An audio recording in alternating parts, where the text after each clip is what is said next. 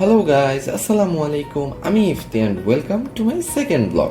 তো এতক্ষণে হয়তো আপনারা সবাই আমার ফার্স্ট ব্লগটা দেখে ফেলছেন। আমার ফার্স্ট ব্লগটা বেসিক্যালি ছিল পদ্মা সেতুর ওই পারের ভিউ, পদ্মা সেতুর ভিউ, আমার আপনাদের সাথে আড্ডা দেওয়া, আমার রাইডিং এক্সপিরিয়েন্স সব কিছু। তো আলটিমেটলি একই লেনের মানে একই রুটের আমি দুইটা ভিডিও বানানোর রিজন হলো এই পারের ভিউটা ভাই অন্যরকম সুন্দর, আমার কাছে অনেক বেশি ভালো লাগে। আমি মূলত এখন আছি, আমি ভাঙা ক্রস করছি, আমি ভাঙায় দ্বারা খাওয়া দাওয়া করে আমি আবার আমার রাইড শুরু করছি।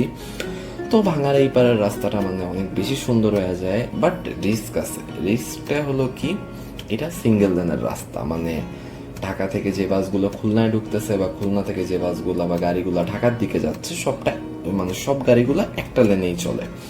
তো যার কারণে এটা একটু রিস্কি, বাট যদি আপনি সেফলি সুন্দরভাবে রাইড করতে পারেন তাহলে এটা খুবই সুন্দর একটা রাস্তা অ্যান্ড আপনি অবশ্যই রাইড এনজয় করবেন। বাট আলটিমেটলি আমার একটা ভুল হয়েছে, যেটা আমি পরে যে বুঝতে পারছি, সেটা হলো ভাঙায় দ্বারা আমি যখন খাওয়া দাওয়া করে আমি আবার আমার ক্যামেরাটা যখন ইনস্টল করছি, তখন আমার যে হেলমেটের যে মাউন্টটা ওইটার সাথে আমি আমার ক্যামেরার যে ফ্রেমিংটা আমি ঠিক মতো করতে পারি নাই। মানে মোটো ব্লগিং এর যে মেইন জিনিসটা, যে বাইকের ককপিটের একটা ভিউ আসতেছে, রাস্তার ভিউ, আকাশ, পরিবেশ সবকিছু একটা ফ্রেমে আনাই মানে মোটো ব্লগ। সো এই জায়গাটায় হয়তো আমি একটু মিস করে ফেলছি মানে ফ্রেমিংটা, বাট আপনারা একটু কনসিডার করেন, কারণ নতুন তো অনেক কিছু ভুল করে ফেলতেছি, অনেক কিছু মানে শেখা লাগতেছে নতুন নতুন, যার কারণে একটু এলোমেলো হয়ে যাইতেছে।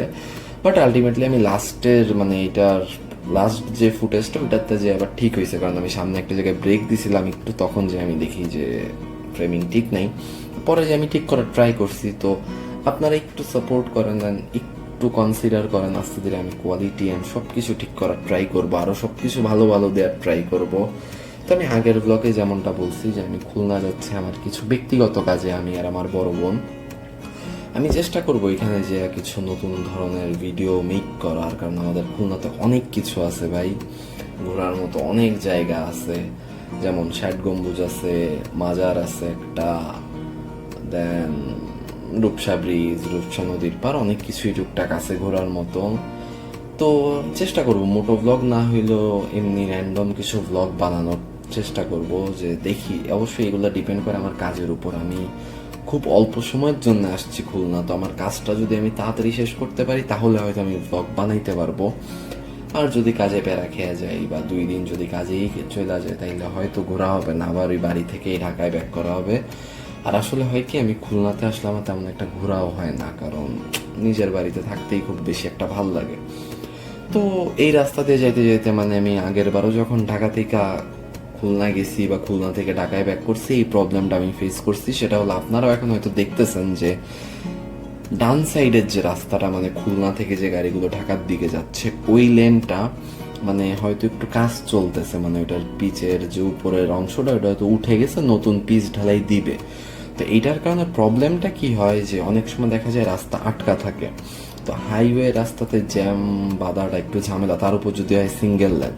তো এইটা একটা প্রবলেম। আর একটা প্রবলেম হলো যে মানে একটু গুড়া পাথর টাইপের, মানে রাবিশ টাইপের হয়তো কিছু বলে ওইটারে। ওইটার কারণে হয় কি যে আপনি মানে বাইক, বেসিক্যালি বাইক আপনি ব্রেকও করতে পারবেন না, ক্লাস ধরাটাও রিস্ক হয়ে যায়, কারণ বাইক তখন স্লিপ করার চান্স থাকে। বাট অন্যান্য 4 চাকার গাড়ি তো ব্রেক করতেই পারে, বাট বাইকারদের জন্য এটা একটা প্যারা। আমি যেমন গতবার খুলনা থেকে আসার সময় প্রচুর প্যারা খাইছি ভাই, আমার প্রায় 8-10 কিলো মানে অনেক সাবধানে চালানো লাগছে, ব্রেকও ধরতে পারতেছিলাম না। তো হয়তো এবার ঠিক করতেছে, দেখলাম যেমনটা যে অনেকটাই কাজ করে ফেলছে। এখন হোপসও যে ঢাকায় যাওয়ার আগে হয়তো এই পাশটা ঠিক করে ফেলবে, যাতে আমি একটু স্মুথলি সেফলি রাইড করে মানে যাইতে পারি। তো আলটিমেটলি এইটুকের রাস্তা আবার ভালো, এই পাশের থেকে পুরাটাই ভালো, এই পাশে কোনো ভাঙা টাঙা নাই, পারফেক্ট রাস্তা। অ্যান্ড আপনারা জাস্ট ভিউটা একটু দেখেন, যে রাস্তা দুই পাশে গাছ, রাস্তাটা মানে গাছের মধ্যে দিয়ে মনে হচ্ছে হারায় গেছেন, ফাঁকে ফাঁকে একটু আকাশ দেখা যাচ্ছে, মানে মনে হচ্ছে যে আমি কোথাও একটা হারায় যাচ্ছি এই রাস্তাটা ধরে, যার কারণে আমার এই পার্টটা অনেক বেশি ভালো লাগে।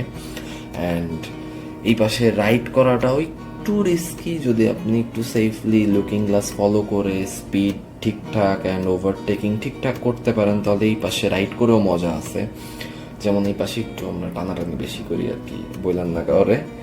তো এই পাশে আমরা একটু টানাটানি বেশি করি, বাট এই পাশে প্যারাও আছে, প্যারাটা কি, যেমন ওই পাশে যেমন একটা স্পেসিফিক জায়গায় সার্জেন্ট দাঁড়ায়, যেমন শিববাড়ি যে মোড়টা, ওই মোড়ে সার্জেন্ট থাকে, মানে ট্রাফিক পুলিশ যেটাতে বলে আর কি। তো ওইখানে আসলে প্রতিটা গাড়ি স্লো করে ফেলে। বাট এই পারে কোনো ঠিক নাই, কোথায় যে পুলিশ থাকবে, কোথায় ট্রাফিক পুলিশ ধরবে, তার কোনো ঠিক নেই। মানে গাছের পিছে দাঁড়ায় থাকতে পারে, হঠাৎ করে স্পিড গানটা যদি ধরে আপনার 80-90 উপরে থাকলেই মামলা দেয়। তো আমি একটু দেখা যায় মানে দূর থেকে একটু বড় গাড়ির পিছে থাকি, অ্যান্ড দূর থেকে দেখলে ব্রেক একটা চাপ দিই কোনো রকম আর কি, স্পিডটা 70-80-তে নামায় রাখলে তখন আর কি তেমন কিছু একটা বলে না। তো আমি মামলা জিনিসটা একটু ভয় পাই ভাই, আর এমনিও মানে ওভার স্পিডিং এর বহুত টাকার মামলা দেয়। তো বলতে বলতে এই দুই পাশে আপনারা হয়তো দেখেই ফেলছেন পুলিশ দাঁড়ানো। তো যাই হোক, আমার স্পিড লিমিট ঠিক ছিল, আস্তে ধীরেই চালায় যাচ্ছি।